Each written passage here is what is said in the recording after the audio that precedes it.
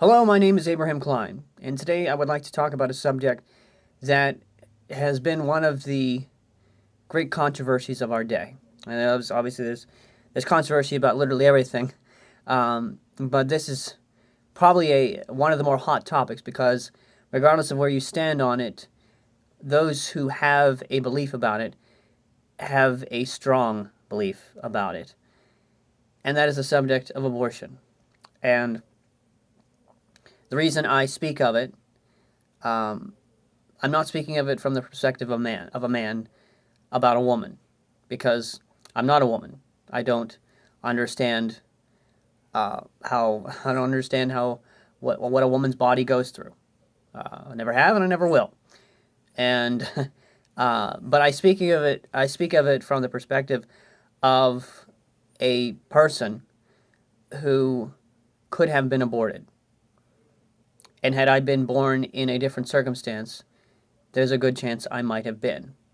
Not because of the circumstance that I was born in, but because if I'd have had a different mother, it could have been different. Now, my mother is one of my heroes. Her and my father, my grandmother, those three people were like three pillars in my life. Sadly, none of them are alive today. I lost all three of them at the time of this recording within the past 4 years. And they're greatly missed. But my mother, she obviously can be considered probably the most dear because she's the one that gave life to me. And my mother had two children, my brother and myself. And in both instances, she could have easily aborted both of us. For my brother, he was born in a situation where he was conceived out of wedlock, and in those days, abortion was legal, but it was also considered pretty shameful to have a child out of wedlock. And my mother could have been like many of the young women of her time, and decided to abort my brother. Now, the circumstances were much worse than just simply, having a fling with a guy. This was a circumstance in which my mother had, basically been manipulated into sleeping with a man. She could have easily probably had a Me Too story. And I'm not, and I love my mother. I'm not going to give her, a complete pass because, again, it was, as far as I know, it was consensual. So my mother did willingly do what she did. But after, this man found out that she was pregnant, he abandoned her. And my mother was basically left alone. And it was a good thing that my grandparents were there, because otherwise she wouldn't have been able to make it. And so, but fortunately, even though my mother could have aborted my brother, she didn't. And then about 13 years later, 13 or 12 years later, she married my father. And about a year later, they found out, within about a year or later that year after they had been married, they found out that I was going to be born. And they found out that I had a lot of physical issues. And it was believed that my birth could cause an abortion, just because of the different physical issues that I have. I was born with a condition called cystic hygroma. And there was very little known. There's still very little known about cystic hygroma. And it was suggested because my mother's life was in danger. My mother's life was in danger. And it was suggested to her, and she could have decided to prevent me from being born. She could have aborted me. But she didn't. And so that is the perspective I'm speaking from. I don't want to make this video too long, but there's a lot I feel I need to get through in this, because there's been a lot of emotion over the past month, especially, regarding the Texas law, the heartbeat bill that they did, which probably was the the most probably the farthest reaching of all the recent heartbeat bills. There's other ones in the country, but this one took it the farthest out of all of them. So basically, after 6 weeks, once a heartbeat is detected, a woman cannot get an abortion in Texas, and there's ramifications if she decides to do so. I believe there's ramifications for the doctors that do so, and I don't know exactly how I feel about the fact that women could be imprisoned for doing it. I think personally that falls more on the doctors, because that's their duty to follow the law.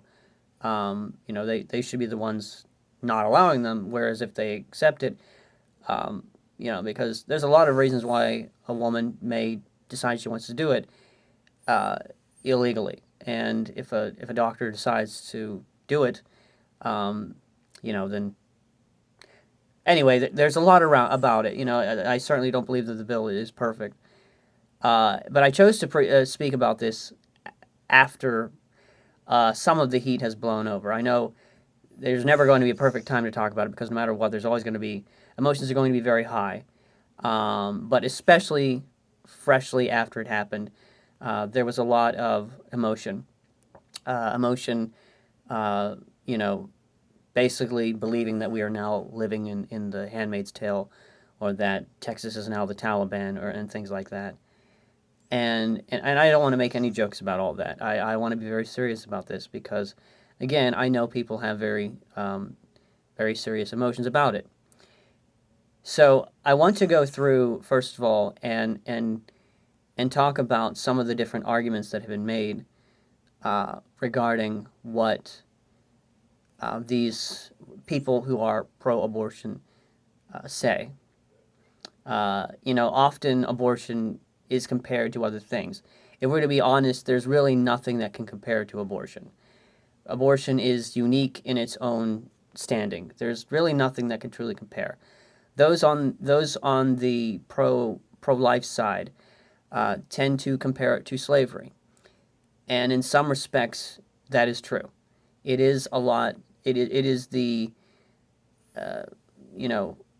often many of us consider ourselves the abolitionists of our day, of trying to end this age of what we believe to be, wrong. Wrong that someone would prevent their child from being born, and so to speak. Others compare, abortion to, those on the other side tend to compare it to something like, civil rights, women's rights. The going back to that, they compare it to the right to vote. They compare it to the right to all the different rights that they have, and so because it's their body. And I guess before I get into the arguments, the most important thing to establish in your mind is whether when we're speaking of the child. And I know they say it's not a child, it's a fetus. Well, fetus just means offspring. That's really all it means. So it's just another development in life, just like adolescence and adulthood are just different stages of life. Once it is a life, it is a life. It is a life. Whether it's been born into this world or not, it is a life. If we're talking sentience, there's quite a long stage as far as that's concerned. Some are born and never maintain proper sentience to where they can even carry on a conversation due to conditions they were born with, like autism or Down syndrome, and some vary, obviously. But all that being aside, what we have to establish is that child, is that fetus, a life. We can't exactly call it a born person because it's not been born yet, but is it a life? And the answer to that is yes, it is a life. That is my opinion. If you believe that it's not, then that's kind of where the argument ends for the discussion kind of ends for us. Because if you're not going to acknowledge that it's a life, then it is simply about a woman's right. But when you dive into the idea of it being a life, there's a contrast between whether it is the right of the child has a right to live or whether the woman has a right to end the process of life for that child. And so that's what we get into. So that's the first step. Do you believe that the fetus, the unborn baby, is a life? And I believe it is. It has separate DNA, it has a heartbeat, all the different things that happen in the stages of life, especially after 6 weeks, as long as it does have a heartbeat and things like that. It has separate DNA, it has a different blood type, and all these different things that make it a separate body, even though there's the umbilical cord and the woman is sustaining its life. Then just because she's sustaining its life does not mean that it is not a separate life. And so that's the first thing. And then we get into the idea of different arguments that are made. Now, I am totally behind the belief that when it comes to abortion, there needs to be accountability for the men involved. Absolutely.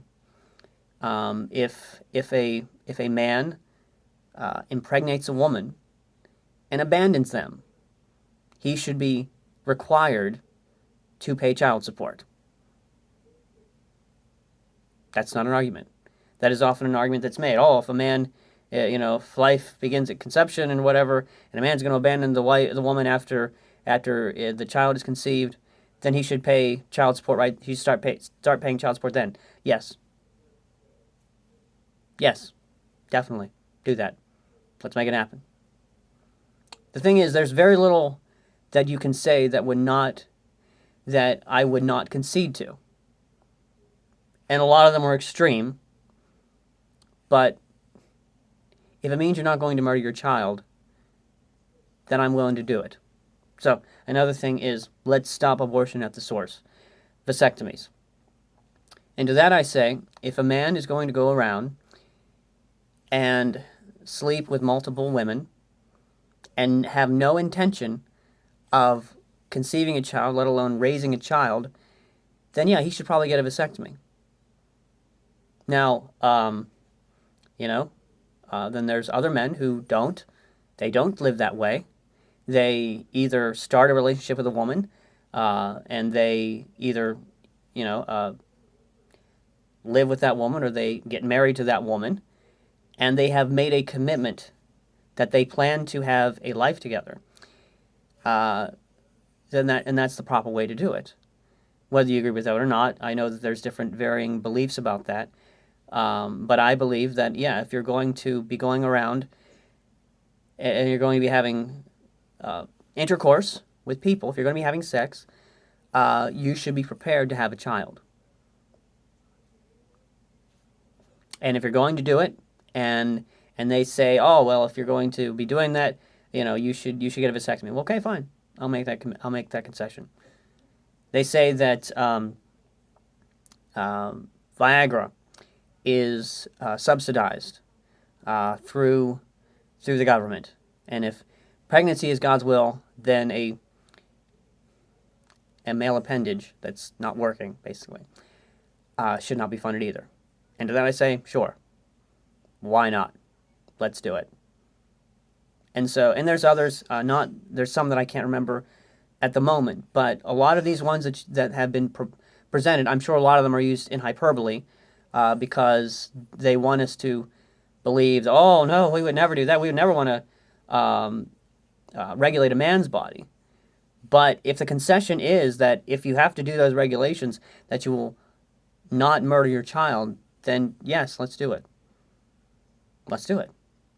So then there's other things that I've read, and this is one in particular.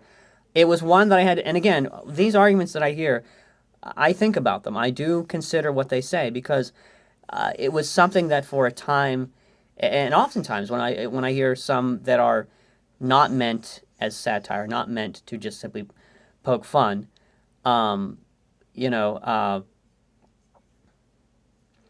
I do think about them. Oh, okay. Before I get into this one, another one is we should have a heartbeat bill. As long as a woman has a heartbeat, you shouldn't tell her what to do with her body. Well, then I guess that goes for unborn women too, right? In which case, then what do we do?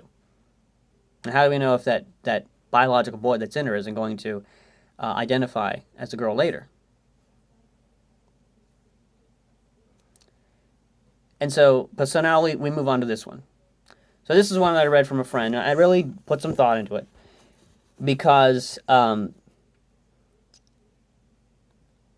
it's one of those things that made me think, and I considered it. My friend that posted it said think about it, so I did, and I genuinely did. So this is what it reads. It's pretty lengthy post or comment or whatever it was, and this is what it says. Last night I was in a debate about these new abortion laws being passed in red states.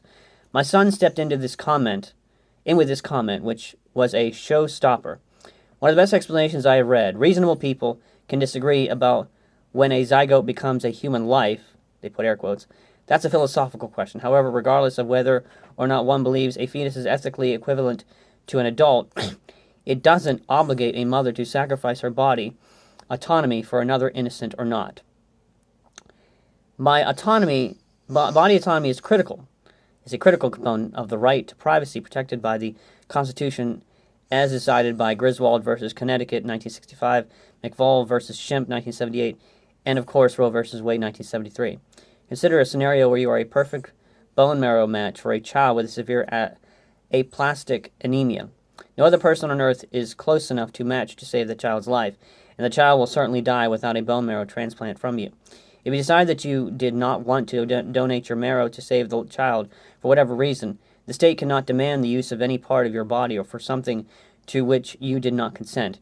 It doesn't matter if the procedure required to complete the donation is trivial, or if the rationale for reasoning is flimsy or arbitrary, or if the procedure is the only hope the child has to survive, or if the child is a genius or a saint or anything else. The decision to donate must be voluntary to be constitutional. The right is even extended to a person's body after they die. If they do not voluntarily commit to donate their organs while alive, the organs cannot be harvested after death, regardless of how useless those organs are to the deceased or how many lives they would save. That's the law. Use a woman's uterus to save a life is no different from use of her bone marrow to save a life. It must be offered voluntarily. By all means, profess your beliefs that providing one's uterus to save the child is morally just and refusing is morally wrong. And that's something I will come back to in a minute, but let's finish this argument for the sake of argument. That is defensible. And that is a defensible philosophical position regardless of who agrees and who disagrees. But legally, it must be the woman's choice to carry out the pregnancy. She may choose to carry the baby to term, but she may choose not to. Either decision could be made for all the right reasons, all the wrong reasons, or anything in between. But it must be her choice. And protecting the right of a body autonomy means the law is on her side. Supporting the precedent is what being pro-choice means. And so, again, this goes back to the comparison, where people will compare pregnancy to something else. And it is, and with this argument, they are using the argument of transplantation, your body saving the life of another. And again, it is an argument that I considered, but it is still a flawed argument. Again, there's nothing that can genuinely be compared to pregnancy. There are things that can come close, and this is something that seems to be close, just as the pro-lifers often compare slavery to abortion in that respect. Not because that the children are slaves, but the fundamental right to life, the fundamental right for a person to be free. Those are fundamental rights that people should have. And they said in this argument that if a child was certain to die, and you are the one, where am I at here? And no other person on earth is close enough to save a child's life, you still have the right to refuse, basically what they say. And the woman's uterus is the gateway to the child being able to live. It may be morally wrong, but you're not obligated. So, first of all, I am someone who has received a transplant. That person was an organ donor, and again, that's something that I'm eternally grateful for as well. It's true. Legally, nobody has to be an organ donor. And so there's that. However, the truth of the matter is, when it comes to organ transplantation, there is always somebody else who can give you life. My organ, and nobody, it is nearly impossible to get a fully perfect organ. Mine, I was told, is a very good kidney. And it was very close. The number has to be down to 0. Mine was about 11. I don't know how the range is as far as perfection is, but it was very close. And so even if one person was considered the best match and refused, there's still the possibility of somebody else being able to give that person the bone marrow or the kidney or the heart or whatever. Well, they couldn't live and give them the heart, but you know what I mean. In the case of a child and a mother, there is no one else that can give that child life. The only one. There's no second match, there's no third match, there's no fourth match, there's not a near perfect match. The only one who can give that child life is the mother that is carrying it. That is the only one. And so that is the reason, that is why it makes it different. Because you are the only one who can give that child life. And here's the thing. I know that there are cases of rape. All right? And that is one that continues to be in some ways a struggle, because I understand that rape is bad enough, and for a woman to have to then carry that life, I can only imagine, again, I don't know, would be a struggle. At the end of the day, I still believe that a woman should not punish that child and restrict that child from being born because of what somebody's done to it. In fact, I almost believe, in spite of that, show that monster who did what they did, that, yeah, you did this to me, but I'm going to mean it for good. I'm going to give this child a good life, and they're going to be raised and have a good life, and I'm not going to let you take me down because of what you did. And again, I know that's easy to say, and so I don't want to really touch on that too much. But if we're talking in respect to any other scenario, which rape is a very small portion of those, and that doesn't discredit those that have gone through that. At the same time, the major reason why a woman gets an abortion is because she wants to. Now let's imagine that same child needs, let's just say, a kidney transplant, bone marrow transplant, not necessarily, okay. Let's say you damaged that person's kidney. You are the cause that child needs a kidney. Are you obligated to give that child a kidney? No. You're still not obligated, but you know what? You're going to be in trouble for it. You're going to go to jail because you beat that child until you destroyed their kidney and possibly ended their life. Now, in the same respect, when a woman goes out and has unprotected sex and decides that she's going to live up her life and have sex, she is putting that life into position where she is the only one who can give that child life. So then, if we're following this same logic, should she be allowed then, by this logic, to end that child's life? If we're going by the logic of transplantation, her body is the only one that can give that child life. She's the perfect match. Then no, I guess no. But then should she also go to jail for putting that life in a position where she is the only one that can give it life?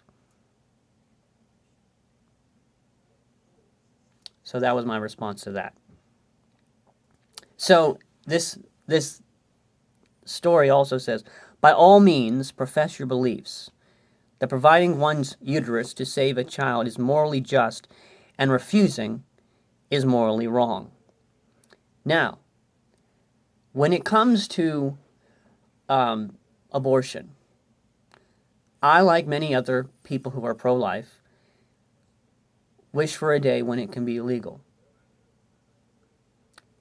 However, I know that in the climate we have, it's very unlikely. There would be a lot of pushback if suddenly we were to decide via the Supreme Court or whatever that abortion should be illegal. Again, if we were to go back to the argument of slavery, our government made slavery federally illegal. I'm not sure if you're aware, there was an entire war over it.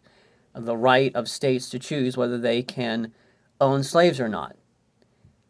And we said, the federal government of our time said, no, this is morally wrong and we should make it illegal. And, they eventually had the 13th Amendment and all that officially amended the Constitution that said this is a law that has been put into place that says you can't own slaves anymore. Now, the thing that happened is that, yes, there was still a lot of racism. There was still, in fact, slavery still continues today. That's one of the things that are often said about abortion, is that if you make abortion illegal, it'll still be, it'll still happen. It just won't be legal. And so often, and I'm not trying to be sarcastic here, but if you were to go back, if we had had these same philosophers back in the days of slavery, we might have said, well, we have to keep slavery legal because it will still exist. And guess what? It does still exist. There is human trafficking. There's slavery that goes unseen. It's not as much today because it's not legal, but it still exists. And there might be some who might think, well, if we're going to do this, after all, slavery is going to be, it's going to happen whether we make it illegal or not. Well, let's regulate it so that it's safe, legal, and rare. But today, after everything that happened, after, so many tried to continue to keep it a part of our country through things like Jim Crow and segregation, today, slavery is an unthinkable act in our country. I understand that you'll probably meet some goon, some loon, who will say you probably should still own a few. All right? I understand that. But I can also guarantee you that if suddenly our government decided tomorrow that we're going to make slavery illegal, because after all, it's better to be safe, legal, and rare than to be illegal and people allowed to just pass people around, you would see a riot in our country, and I would join that riot. Because slavery is unthinkable in our day and should be unthinkable. Nobody has the right to be owned by another person. And so, yes, it's unthinkable today. And so, yes, we may pass laws and we may make it, abortion illegal if that was possible. I don't know. I don't think we're in that type of climate. But I am not as adamant about making it illegal as I am making it unthinkable. I want the idea of abortion to be as unthinkable as slavery in our day. So much so that even if it was legal, it would be nearly unheard of. And then if we, by lack of demand, made it illegal, and then one day somebody said, you know what, maybe we should have abortion again, there would be a riot because abortion has become unthinkable. The problem with those that are on, the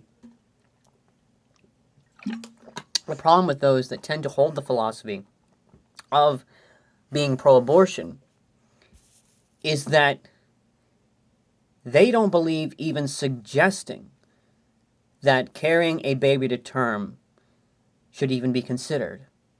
Now, here's another thing that they don't consider. Again, it doesn't matter why a woman walks into the abortion clinic. She should not have any questions. She should just do it, right? There have been times, and there have been many women who have testified to this fact, that the reason they got an abortion is because they were pressured into doing it and later regretted it because a guy that impregnated them or a boyfriend told them, you should get an abortion. We can't have this kind of thing going on right now. And so against their will, they went in and aborted their child. Now that somehow goes under the radar and is not really considered a problem. But if that woman is told by that same boyfriend, we shouldn't do this. We should we should raise this child. I'll get another job. I'll do whatever we can. We've got to let this child live. That is considered wrong. And so even though they say, by all means, profess your beliefs, providing your uterus to save a life is morally just, and refusing is morally wrong. But that's not even considered by those who consider themselves pro-abortion. That is defensible. Excuse me. Let me pause for a second. Okay. Anyway, that is a defensible philosophical position regarding of who agrees and who disagrees. But legally, it must be the woman's choice to carry out the pregnancy. She may choose to carry the baby to term. She may choose to not to. Either decision could be made for all the right reasons, all the wrong reasons, or anything in between. But it must be her choice, and protecting the right of the body autonomy means that the law is on her side. So again, because it is her choice, why is it not considered a problem if the father, or family for that matter, tells that girl, you need to get an abortion? That seems to not be a problem. But if a woman is told by a family member, her family, her boyfriend, her husband even, and I know that maybe that's even a problem today, honey, don't get this abortion, don't get this abortion. That is considered morally wrong. The idea that, I believe it was in Texas, where they were given the opportunity to see the sonogram of their child before getting an abortion, that wasn't even considered. Because nothing is allowed to cloud their decision. It's their decision, and nothing can even question it. Why? Because the truth is, when we make decisions as human beings, sometimes we make decisions and are acting and we do them and then we regret them later. We as human beings, not just women, all people, do it all the time. And who's to say what kind of irreparable damage you could be allowing by not questioning them? Again, there have been multiple testimonies of women who have said that after they had an abortion, that they regretted it.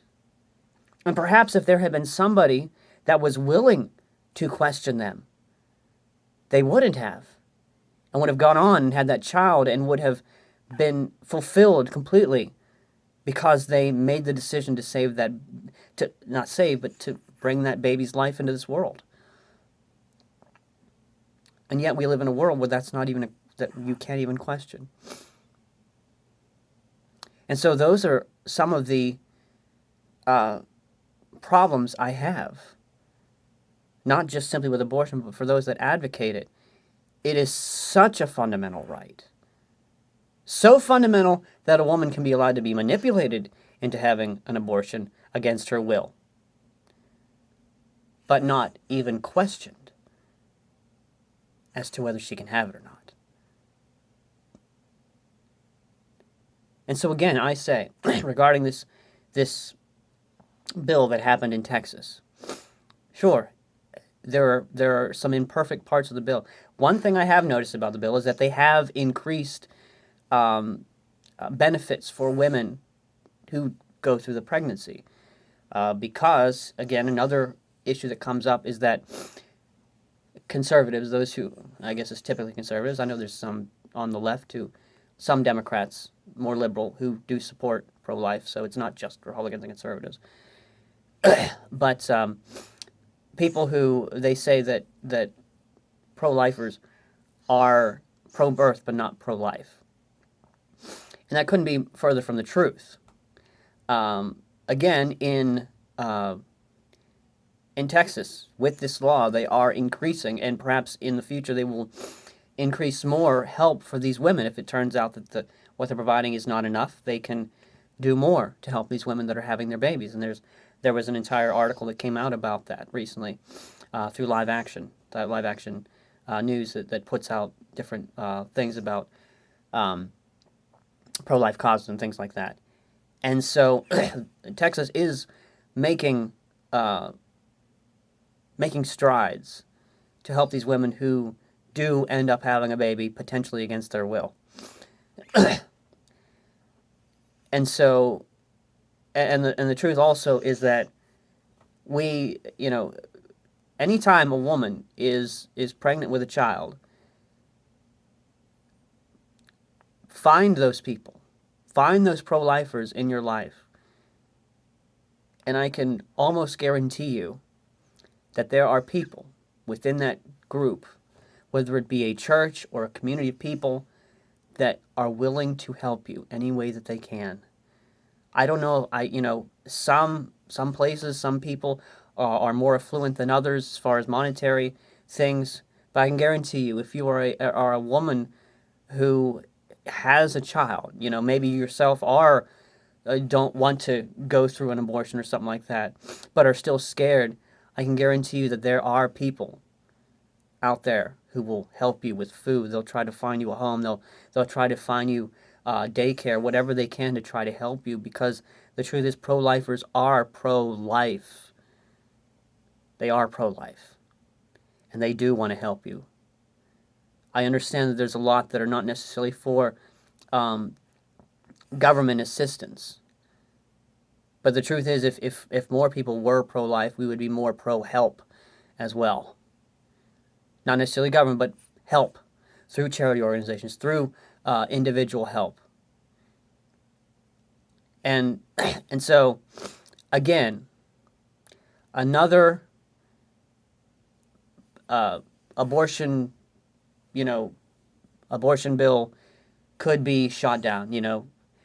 I really don't think that another bill like that will be passed in the United States anytime soon. And who knows if the one in Texas will last. But that's not as much of a problem for me. Because again, we could make abortion illegal all across the board in our country tomorrow. But my hope is that we make it unthinkable. If the pro-choicers, as they call themselves, truly are pro-choice,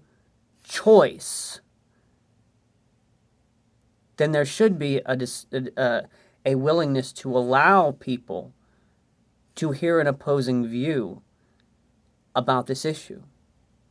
Because from the time that a young girl is born into this world, she's being told not about how her body is, but how much more important her life is than the life of a child. And that not only should she have the choice, but she should choose. Because after all, you've got careers, despite the fact that there's been so many women, numerous examples of women who have had a child and had great careers.